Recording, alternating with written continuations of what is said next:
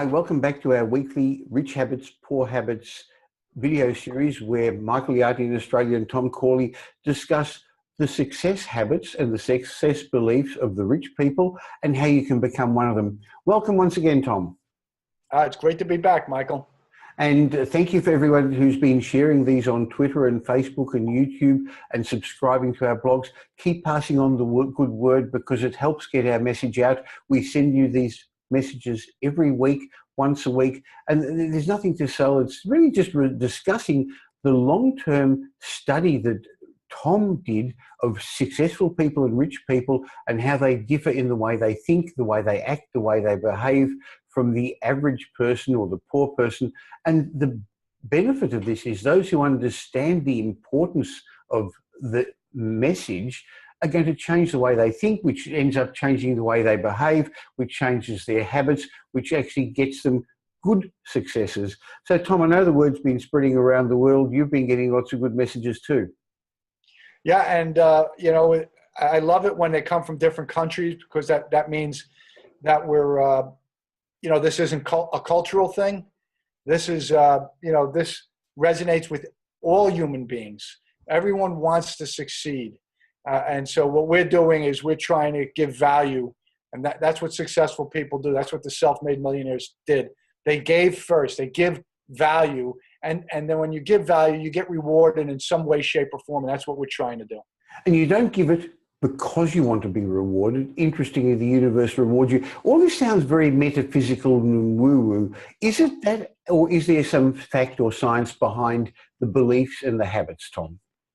Oh, Michael, I have an entire binder just on the studies that have supported my data on all of this stuff. So there's all these studies coming out now, one after the other, on habits and on beliefs and on happiness and how the brain works and how it's all interrelated. So this is, I think, you and I are ahead of the curve. We're at the front of the wave. And I think the rest of the world is just starting to catch up with us. Well, you discussed something just interestingly in passing that was the belief I wanted to talk about today, which shows that we haven't even discussed it. And it is the belief that successful people, I've got here from your study, believe that if they should help other successful people, because if they do, it is going to come back to them. So that's one of the important distinctions of being prepared to help, being prepared to mentor, being prepared to take people under your wing, Tom. Yeah, and this is a tricky one, Michael, because, when you get into the mindset of adding value to other people's lives, you have to be careful because you want to focus on those individuals that have something on the ball. In other words, it's great to add value to the lives of poor people, let's say, or people that are struggling in life. And I do that every day. I try and do that every day. But one of the things that I'm quickly learning is that when I add value to the lives of people who are, say, in the middle class and trying to, become successful in life, they're more interested in the value that I'm adding. I get emails from poor people from all over the world. Can you send me $5,000? Can you send me $1,000? Can you mentor me for free? And, I look at that and I said, boy, I really would love, I wish I was, a billionaire because I would send them the money. And I wish I had 50 Tom Corleys because I would spend time trying to help them. But let's face it, time is money, and time's the most important resource. So, I'm trying to focus on helping those people who want to help themselves, not who are interested in getting a handout. And so you want to add value to the lives of others, but you want to add the value to the lives of people who are interested in improving their lives. Tom, this is really interesting because anyone who's in business who's watching this will understand you may have 5 salespeople and you'll usually have a gun and you'll have 4 others who are sort of also rans. And when you ask them, who should you spend time on? Most sales managers or bosses would say, well, I'll spend it on those 4 people who are not performing well. I'll get them to perform better. But you'll only bring them up to a particular level. While if you actually spend time and resources helping that top gun salesperson, what you're going to find is that he's going to perform even even better. So when we just say that we're wanting to pass this information on, we're wanting to pass it on to everybody, but we do recognize that those who are prepared to help themselves and are prepared to change are the ones who are going to get the best benefit from this. And it really has a lot to do with your beliefs, and that's why we're discussing this, and we're going to be talking in due course about how to change them. So yes, this message resonates more with successful people.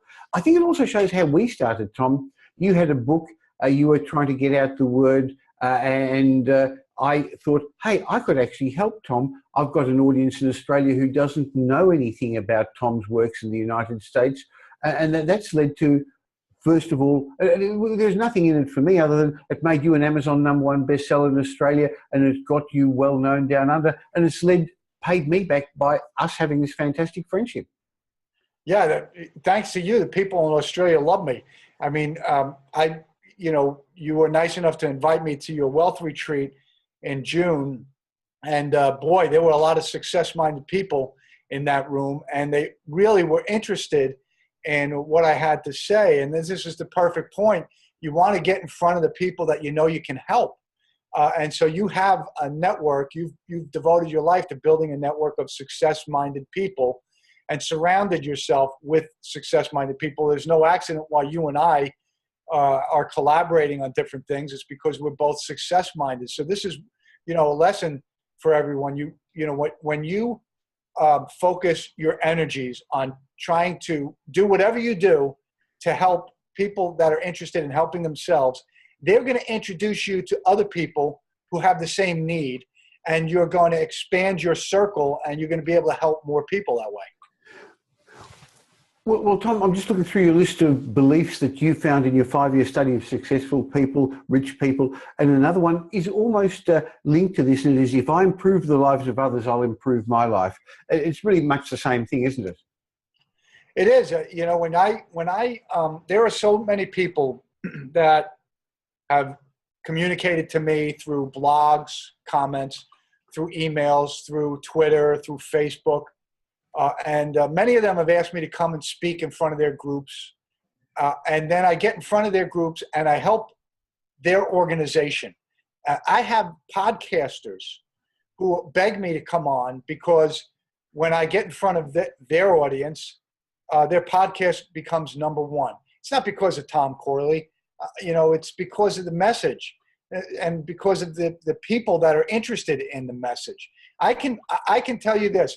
I've done speaking engagements in the poorest of the poor communities, and about 3 or 4 people out of 100 will come up and talk to me afterwards.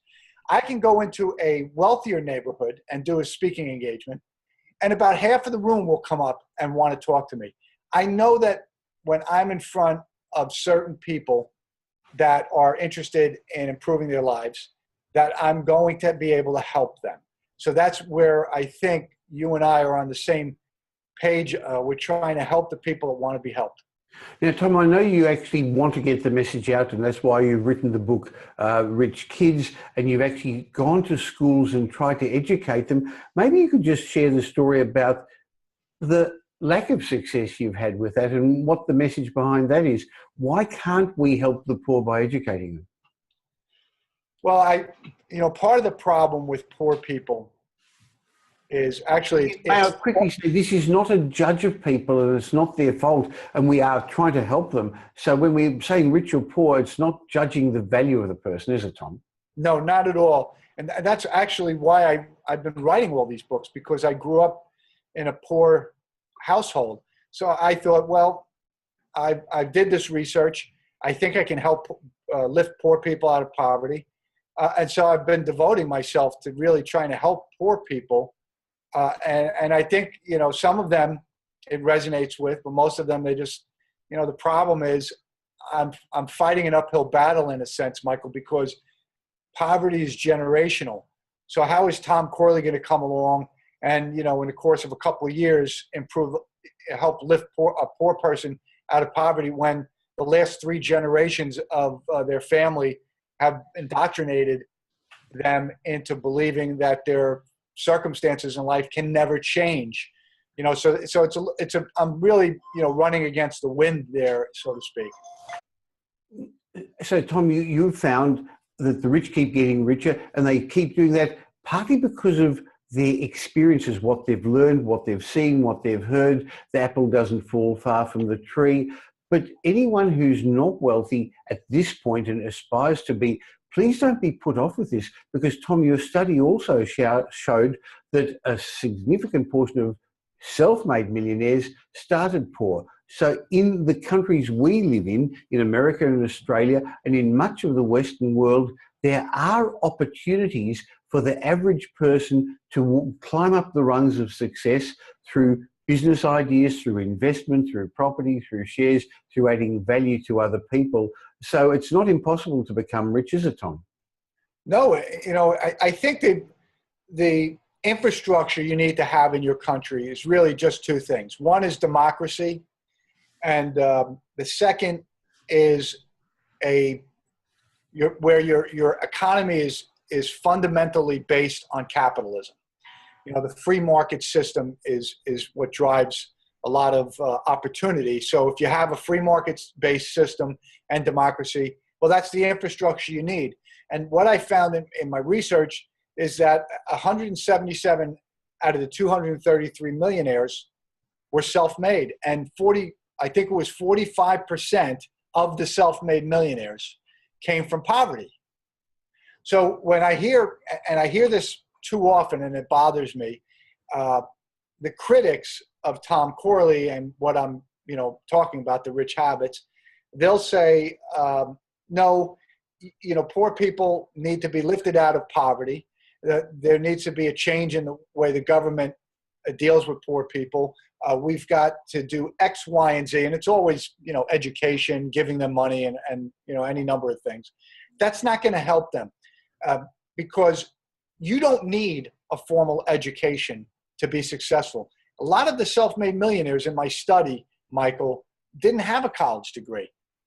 And so what my point in bringing that up is many of them were self-made, self-educated. They figured it out on their own. And they did it primarily through daily self-improvement, and that's really reading. They read every day to learn. And so if you're poor and you don't have a great education, keep this in mind. Benjamin Franklin only had 2 years of education, and only one of those years was formal education. And he turned out to be the wealthiest individual in the United States at the time when he was coming into his own. He was the wealthiest person in the United States with 2 years education, but he was self-educated. One of my mentors, Jim Rohn, said all the good stuff is on the top shelf there, and I don't think he was just talking about alcohol. And so what he said was the way you reach it is by standing on the books that you've read to be able to get to the top shelf. So you're right. In the countries where a lot of people are watching this weekly series of videos, the opportunities are there. And in my mind, it's easier today with the internet to reach a global audience than it was in Henry Ford's time when he became a millionaire by creating cars in the industrial era. The information era allows anybody to be able to get out, to become self-published, to become an Amazon #1 bestseller. Successful people have the belief that they can achieve that, don't they, Tom? They do, and it's never, ever been easier. This may be the easiest time in the history of humanity to become a millionaire. With the internet and with the ability to come into contact with millions, tens of millions, hundreds of millions of people just through a website. Now, you still have to apply basic business principles because that hasn't changed. But those basic business principles are now no longer limited, to a few people. They're now available to hundreds of millions, even billions of people. In Australia, we have a BRW Rich 200 list. In America, you've got the Forbes list. When you look at that every year, you'll find there are young people, there are old people on it, there are immigrants, people who've come from other countries, people with formal education, and a small group who are born with a silver spoon in their mouth, but very few. So there are great opportunities, and that's the reason we're running these weekly sessions to help you understand that the way you think leads to the habits that you form, leads to the results in the world, written many years ago by Wallace Wattles in The Science of Getting Rich. Your thoughts lead to your feelings lead to your habits, and your habits, your actions, feelings lead to your actions lead to your results. So the inside world leads to your outside world. And next week we'll come back and discuss some more of these topics to help us all become more successful and rich. Tom, thank you very much again for your time. Thank you, Michael.